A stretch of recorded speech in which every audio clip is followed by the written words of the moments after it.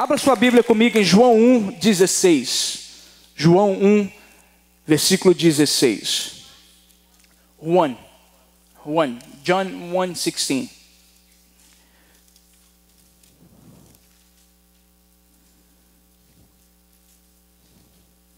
Aleluia.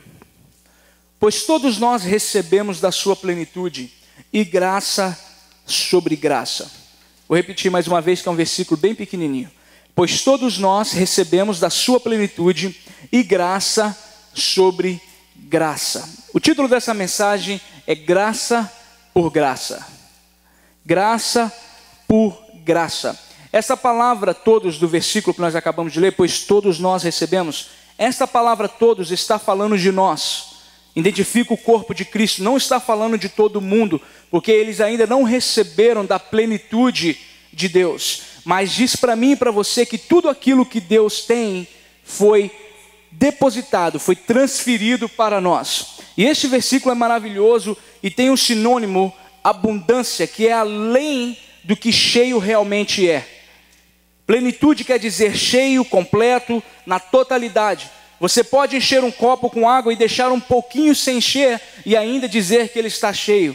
Quando você vai no supermercado e compra uma caixa de cereal, você pega ela, ela tem um peso. Você vira ela de cabeça para baixo, você vai ver que a metade dela está vazia.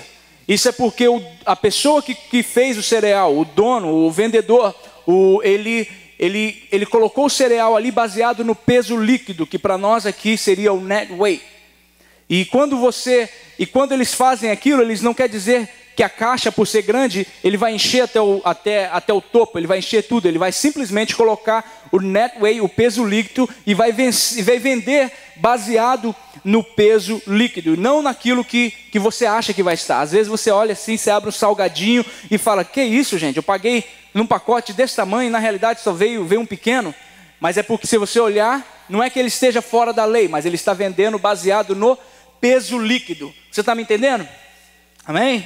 Mas Deus não é assim. Quando Deus te enche, Ele não te enche baseado no peso líquido, Ele te enche até você transbordar. Então tudo aquilo que Jesus é, como por exemplo, Redentor, Salvador, Curador, Libertador, Batizador, e mais umas 100 coisas que eu e você podemos nomear, tudo isso eu e você recebemos quando nascemos de novo.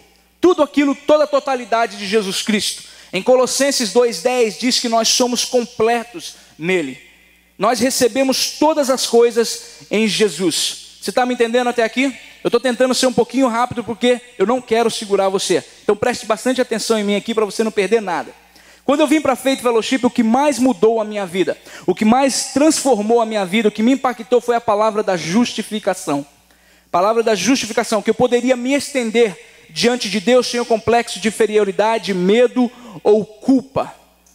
Sem o complexo de inferioridade, medo ou culpa, ou condenação. E que tudo aquilo que eu orava e buscava já tinha sido me dado através de Jesus, no momento em que eu aceitei Jesus como meu Salvador.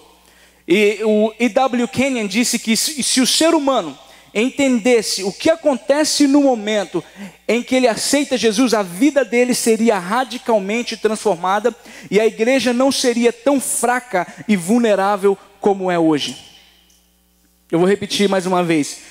E.W. Kenyon disse que se o ser humano entendesse o que acontece no momento em que ele aceita Jesus na sua vida, a vida dele seria radicalmente transformada e a igreja não seria tão fraca e vulnerável como é hoje.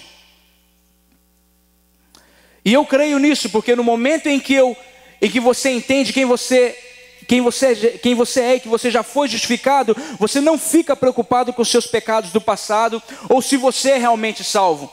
Quando você entende isso, você se torna um leão e não aceita mais o diabo brincar com a sua identidade, que se for o caso, você arrasta ele pelo chifre, esfrega a cara dele no chão e fala, aqui não, Satanás, com a minha identidade dentro da minha casa, você não brinca. Mas você só faz isso, você só entende essa autoridade a partir do momento que você entende que você já foi justificado em Cristo e que a autoridade, toda a totalidade de Jesus Cristo agora pertence a você.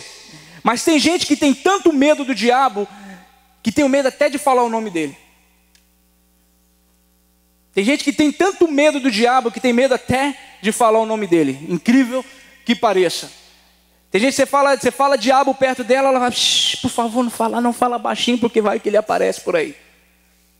É verdade, é engraçado, mas é verdade. Tem gente que tem tanto medo. Eu vou falar para você, meu querido, ele não fica com medo não, porque se você está com esse pensamento, é sinal de que ele já apareceu e está te atormentando e te intimidando já faz tempo. Pessoas que têm medo do diabo, porque não entendem a autoridade e não entendem aquilo que já foi depositado nelas, não entendem que eles já foram justificados e que o diabo não pode fazer nada com você. O diabo não tem poder nenhum, o diabo não pode fazer nada com você. A Bíblia diz que ele ruge como um leão, mas ele não é o leão, ele é simplesmente um cachorro banguela. Simplesmente um cachorro banguela. O diabo não faz nada com você, não porque ele não quer, é porque o sangue de Jesus te protege como escudo. Porque o sangue de Jesus te protege como escudo. Você crê nisso? Você é feliz por isso? Então dá uma glória a Deus, querido. Me ajuda a pregar em nome de Jesus. Amém? Aleluia. Ele não pode te tocar, mas ele fica te chateando igual um mosquito. Já viu aqueles mosquitos que entram dentro da tua casa, fica passando no teu nariz e passa aqui, você quer dormir? No Brasil que tem muito disso. Você está dormindo, de repente, aqueles pernilongos vêm, você só escuta ele passar. Você nunca acerta ele, você nunca acha ele. Nunca acha. O diabo é da mesma coisa. Fica só te atormentando, te apurrinhando o tempo todo, mas ele não tem o poder de te tocar. Ele pode te chatear, mas você tem autoridade para paralisar até as brincadeiras de Satanás na tua vida. Amém? Você sabe o que é isso? Alguém tem sido atormentado pelo diabo de vez em quando? Já tem atormentado a sua vida? Não? Que bênção, só tem crente aqui. Jesus, ora por mim. O diabo tem atormentado, não tem vencido, mas ele tem atormentado. Outra parte que eu quero que você entenda desse versículo, 16, da parte do versículo 16 é graça sobre graça. Graça e sobre graça. Quando você acha que já esgotou a graça vem e te abraça de novo. Eu vou repetir. Quando você acha que você já esgotou a graça vem e te abraça de novo. Eu creio com todo o meu coração que Deus está tentando nos ensinar que não é mais sobre nós, não é mais a nossa performance, não é sobre o tanto que nós oramos, o tanto que lemos a Bíblia, o tanto que damos de oferta, mas é tudo sobre Jesus. E quando nós entendemos essa revelação de que Jesus fez o sacrifício perfeito, o substituto perfeito, aquele que levou sobre ele tudo aquilo que nós merecíamos e transferiu para nós tudo aquilo que ele merecia, nós hoje somos recipientes da graça de Deus. E quando você acha que já usou toda a graça vem com um plano novo. Amém? Quantos dá glória a Deus pela graça de Deus? Quando você acha que já não tem mais jeito para você, quando você acha que já pisou na bola o suficiente, a graça vem e te mostra um novo caminho. Ela não vem te julgar como um pecador, como um miserável, como uma pessoa que quer chamar atenção. Não, a graça ela vem e te abraça com amor e carinho e te coloca no trilho certo e fala: meu querido, continua caminhando. Meu filho, mais uma oportunidade para você. Se você falar amanhã, a graça vai estar aqui para te ajudar de novo e te colocar no trilho mais uma vez, com amor, com carinho, compaixão, te ensinando o caminho correto. Nós pregamos graça e muitas pessoas se levantam contra a graça e falam que nós estamos dando licença para as pessoas pecarem. As pessoas não precisam de licença para pecar. As pessoas têm pecado com licença ou sem licença. Quantas pessoas você conhece que dirigem sem carteira de motorista? Elas é proibido de dirigirem, mas estão dirigindo do mesmo jeito. Tem gente rindo aqui. Deve conhecer uma porção. Mas é verdade. Você fala para a pessoa que não pode, aí que ela faz. Então a graça ela não é uma licença para pecar. Em Tito 2, versículo 11 e 12, diz que a graça se manifestou para a salvação de todos os homens, nos ensinando a viver uma vida sóbria, nos ensinando a viver uma vida correta e fugindo das concupiscências da carne, fugindo das concupiscências desse mundo. Então a graça ela não te dá uma licença para pecar, ela te ensina a viver uma vida correta. Se você tem falado que você vive na graça e está vivendo uma vida mundana, você está mentindo e você ainda não teve encontro com a graça, porque a graça ela te ensina a viver uma vida correta, e quando você falha, ela com muito amor e carinho te abraça de novo e te mostra um novo plano. Essa é a graça de Deus. Fala para o seu vizinho: eu creio que a graça, fala com vontade, crente, eu creio que a graça é o tema central do reino dos céus. Eu creio que a graça é o tema central do reino do céu. Você crê nisso também? Eu quero dizer para você que não existe mais nada que você possa fazer para receber mais graça de Deus. tudo já foi feito por Jesus. O sacrifício perfeito. O sacrifício perfeito. Tem pessoas que acham até espiritual falar que está carregando a cruz. Estou aqui carregando a minha cruz. Pois é, pastor. E aí, irmão, como é que você está? E aí, Pedro? Tudo na bênção? Tudo? E aí? Tá, estou aqui, né, pastor? Na luta, carregando a minha cruz, né? E gente acha espiritual, se tornou um clichê cristão, mas não é a verdade. Mas não é a verdade. Aí você pode perguntar para mim, peraí, pastor, mas não foi Jesus que disse isso? Se você quiser me seguir, nega a si mesmo, pega a tua cruz e siga-me. Realmente foi Jesus quem disse. Mas nós temos que ler a Bíblia de verdade, como ela realmente é, e não como um gibi. Nós temos que ver o tempo bíblico. Quem foi que falou, por que falou, para quem falou e quando falou. Jesus realmente disse isso, mas Jesus disse isso antes dele carregar a dele.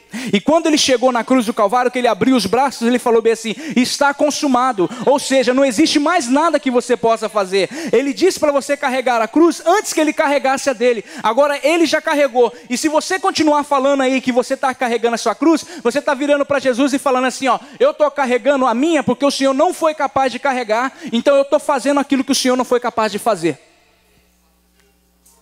É duro, né? Mas é verdade.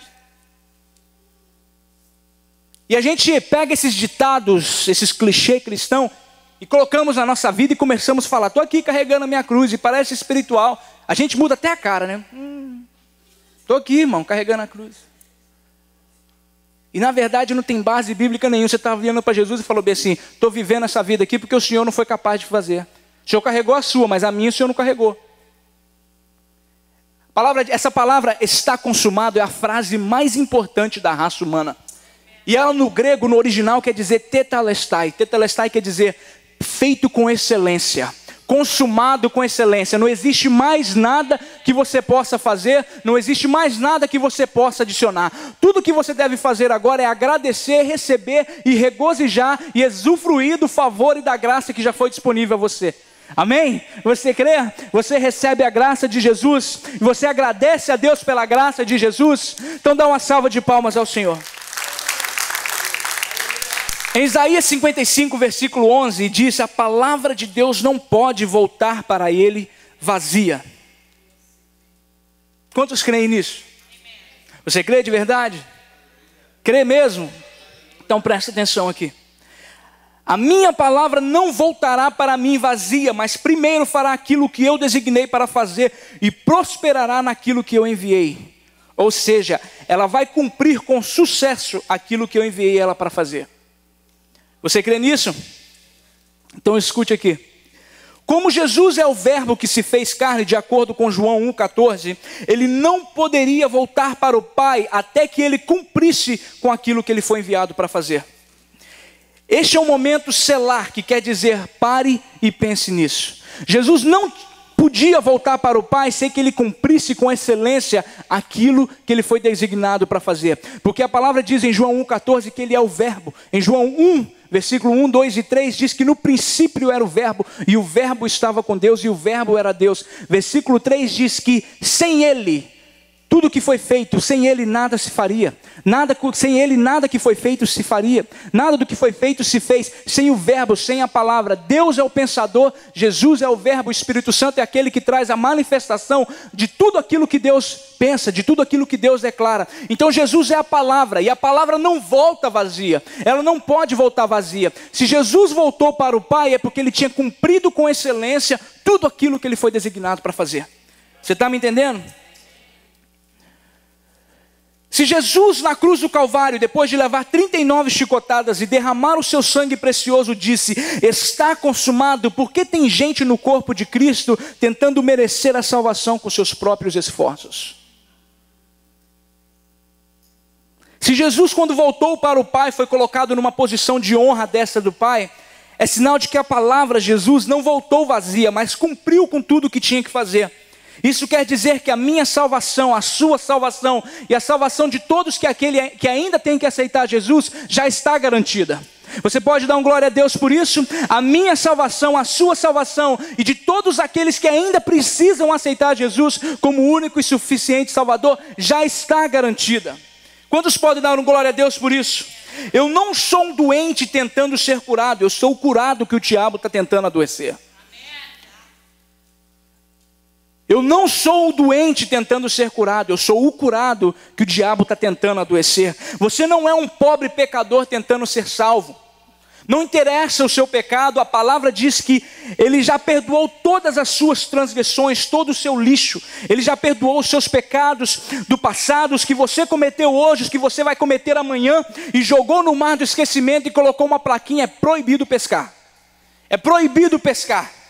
Ele assentou à destra do Pai e disse: tudo o que é necessário para a salvação do homem já está consumado, já está pronto. Então toda vez que nós negamos ou rejeitamos o que a palavra fez, nós estamos negando o sacrifício de Jesus. Nós precisamos entender que nós já fomos perdoados de uma vez por toda, que não interessa se vamos pecar de novo no futuro, o sacrifício já foi feito. Todo o pecado que Jesus perdoou na cruz do Calvário foi no futuro. Talvez você esteja se perguntando: como é que pode isso? Jesus vai perdoar aquilo que eu vou fazer amanhã? Essa é uma dificuldade que as pessoas têm para entender. Ou você acha que Jesus morreu na cruz a partir do momento que você nasceu? Jesus, quando Ele morreu na cruz do Calvário, Ele já estava perdoando os pecados futuros. Ele já estava perdoando o seu pecado. Jesus já perdoou os seus pecados há 2000 anos atrás. Ou seja, Ele não tem dificuldade nenhuma em perdoar o pecado que você vai cometer amanhã, o pecado que você vai cometer daqui 2 anos. Jesus já estava perdoando os pecados futuros. Todo o pecado que Jesus perdoou na cruz do Calvário foi futuro. Ele já tinha perdoado você antes de você nascer e cometer o seu primeiro pecado. Ele estava perdoando os seus pecados futuros. Pai, perdoa-lhes, pois não sabem o que fazem. O que fazem quer dizer passado, presente e futuro. Eles não sabem o que fizeram, não sabem o que estão fazendo e não sabem o que vão fazer amanhã. Jesus, quando estava na cruz do Calvário, Ele não estava olhando para os soldados que estavam apedrejando Ele. Ele não estava olhando para o soldado que furou Ele aqui do lado e fez que o sangue jorrasse e se tornasse em água. Jesus estava olhando para mim e para você, para mim e para você. Jesus já estava olhando o futuro. Pai, eles não sabem o que estão fazendo, eles não sabem o que fazem, mas Pai, com seu amor e misericórdia, perdoa-lhes, pois eles não sabem o que fazem. Jesus já estava olhando para mim e para você hoje aqui na Faith Fellowship. Jesus já sabia que você tinha essa dificuldade de entender que você já é perdoado, que você já é justificado nele, que não existe mais nada que você possa fazer. E Jesus te trouxe aqui para dizer que você já é justificado. Simplesmente o que você tem que fazer é aceitar. Em Levítico 613, existe 613 leis no livro de Levítico, incluindo os 10 mandamentos. Mas hoje no Novo Testamento, a partir do momento que Jesus morreu na cruz do Calvário e que Ele disse essa frase: Pai, perdoa-lhes, pois não sabem o que fazem, e logo depois Ele disse que já estava tudo consumado. Depois dessa passagem aqui, todas essas 613 leis que existiam e existem até hoje no livro de Levítico se resumiram para 3. E essas 3 é receber, agradecer e usufruir.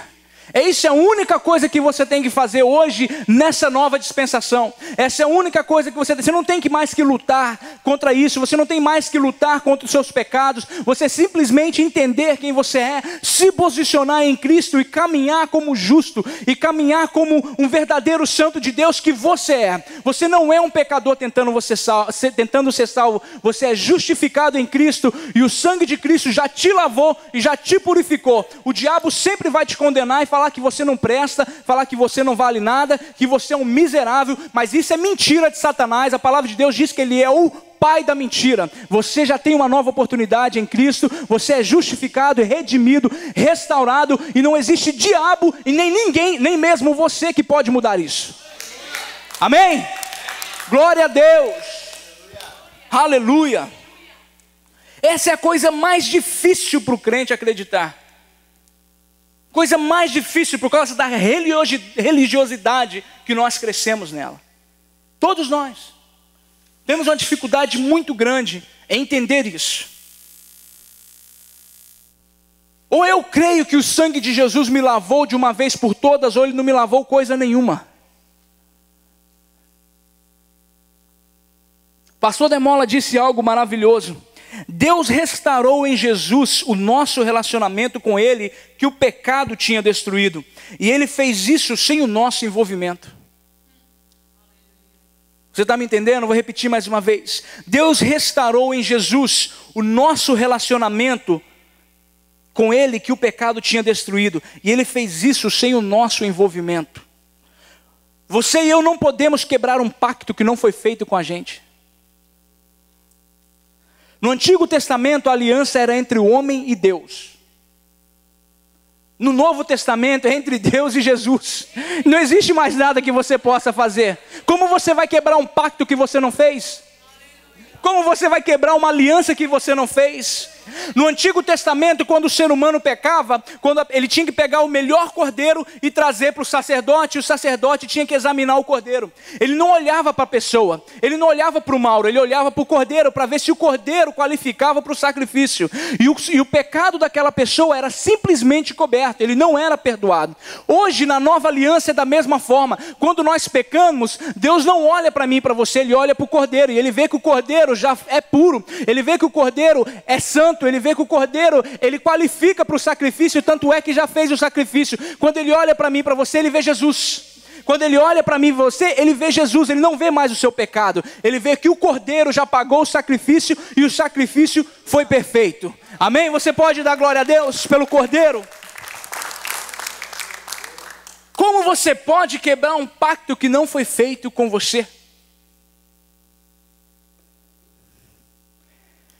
Para terminar, eu quero dizer para você quem você é em Deus. E que você não é mais um pecador lutando para ser salvo. Eu quero dizer para você quem você é em Cristo. Você não é pecador, você é santo. E nós estamos assentados com Cristo nas regiões celestiais. A palavra de Deus diz que assim como Ele é, nós somos também neste mundo. Nós somos também neste mundo, assim como Ele é. Não como Ele era no passado. Se fosse como Ele era no passado, Mauro, estava bom demais, sabe por quê? Porque Ele era perfeito e não tinha falta de nada. Mas está falando como Ele é agora, com o corpo glorificado, assentado à destra do Pai, em posição de autoridade. Assim como Ele é, nós somos também neste mundo. Nós não vamos ser na glória, nós já somos neste mundo. E cabeça de um jeito e corpo de outro é monstro. E a igreja do Senhor não é monstro nenhum. A igreja do Senhor é perfeita, a igreja do Senhor é imaculada, a igreja do Senhor é restaurada. Então a questão de nós entendermos, nos posicionarmos de quem nós somos em Cristo, e não caminharmos de cabeça baixa, achamos que somos simplesmente meros pecadores tentando sobreviver. Nós somos justos, restaurados, santificados, justificados. Eu não estou aqui declarando a minha justiça, eu estou aqui declarando a justiça de Jesus. Não é o que eu fiz, eu não sou bom o suficiente, por isso que Ele me salvou. Não é o que você faz, é o que Ele fez. Não é o que você faz, é o que Ele fez. E não é nem o que você vai fazer. Não adianta você tentar ser bom, não adianta. Não estou também falando que você precisa ser um miserável, não. Estou falando para você que você precisa caminhar em paz. Seja quem você é. Jesus te amou sendo assim como você é. E nós pregamos isso, que Jesus te ama de qualquer jeito. E quando as pessoas vêm, nós falamos, vem como está. Mas quando ela vem, nós damos a lista de regulamento para elas. Nem Jesus conseguia cumprir a lista de regulamento dentro da nossa igreja. Nem Jesus cumpriria. Mas nós falamos para as pessoas, vem como está. Mas nós temos de fato viver isso e falar, vem como está. Porque assim como você é, Ele te ama. E através do amor, o relacionamento, e que vai trazer uma mudança de vida, vai trazer uma mudança de mente. Mas é a partir do momento que você entende o tanto que você é amado, a partir do momento que você entende o tanto que o sacrifício da cruz valeu por você. Jesus veio restaurar aquilo que Adão e Eva tinham perdido no Éden. É o pecado que não tinha nos separado de Deus, mas que agora através de Jesus nos trouxe para perto de Deus. E o véu foi rasgado, e hoje nós temos livre acesso ao Pai. E nós não temos livre acesso ao Pai, nós somos exatamente como Ele.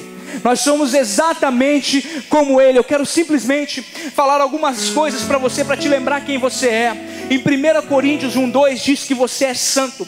A igreja de Deus que está em Corinto, aos santificados em Cristo Jesus, chamados para serem santos, com todos os que têm, com todos os que em todo lugar invocam o nome do nosso Senhor Jesus Cristo, Senhor deles e nosso. Em Efésios 2:10 diz que você é obra-prima de Deus, porque somos feitura sua, criados em Cristo Jesus para as boas obras, as quais Deus antes preparou para que andássemos nelas. Em Romanos 5:17 diz que você é justo e santo, porque se pela ofensa de um só a morte veio a reinar por esse, muito mais os que recebem a abundância da graça e o dom da justiça reinarão em vida por um só, Jesus Cristo. Em Efésios 1,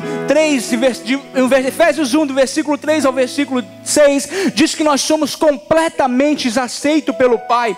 Como Deus é maravilhoso! E que bênção Ele é! Ele é o Pai de nosso Senhor Jesus Cristo, que nos leva aos mais elevados lugares de bênção.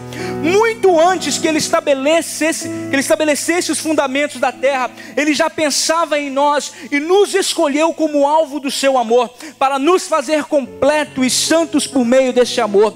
Há muito tempo Ele decidiu nos adotar em sua família por meio de Jesus Cristo. E que prazer Ele teve em planejar tudo isso. Foi por sua vontade que agora participamos da celebração e desse presente dado ao seu Filho amado, totalmente de graça.